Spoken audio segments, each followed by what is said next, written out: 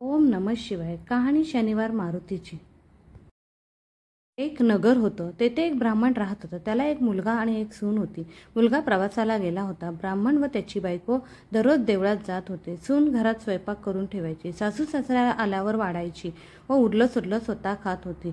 असं होता होता श्रावण मास आला आणि संपत शनिवार आला. त्या दिवशी त्यांच्या घरी एक मुलगा आला.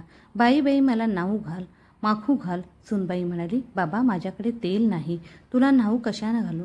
माझ्यापुरतं घागरीत तेल असेल, थोडं शेंडीला लावून नाऊ घाल, जेऊ घाल, माखू घाल. घागरीत हात घालून तेल काढ. त्याला नाऊ घातलं, जेऊ घातलं, उरलं सुरलं आपण खाल्लं. असे 4 शनिवार झाले. 4थ्या शनिवारी त्या मुलानं तांदूळ मागून जातेवेळी घरभर तांदूळ फेकून अदृश्य झाला.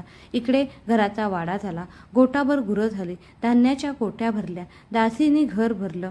सासू सासरे देवाहून आले तर घर काही ओळखेना. हा वाडा कोणाचा? सून दारात आरती घेऊन पुढं आली. मामांजी, सासूबाई इकडे या. अगं तू कोणाच्या घरात राहिली आहेस? तिनं सर्व हकीकत सांगितली. शनिवारी एक मुलगा आला. बाई बाई मला नाऊ घाल, माखू घाल. बाबा माझ्या घरामध्ये तेल नाही, तुला नाऊ कशानं घालू? माझ्यापुरतं घागरीत तेल असेल, थोडं शेंडीला लावून नाऊ घाल, जेऊ घाल. घागरीत हात घालून तेल काढलं. त्याला नाऊ घातलं, जेऊ घातलं, उरलं सुरलं आपण खाल्लं. असे 4 शनिवार झाले. 4थ्या शनिवारी त्या मुलाने तांदूळ मागून जातेवेळी घरभर तांदूळ फेकून अदृश्य झाला. इकडे मोठा वाडा झाला. तुम्ही चुकाल म्हणून मी दारात उभी राहिले, असं म्हणून त्यांची आरती केली.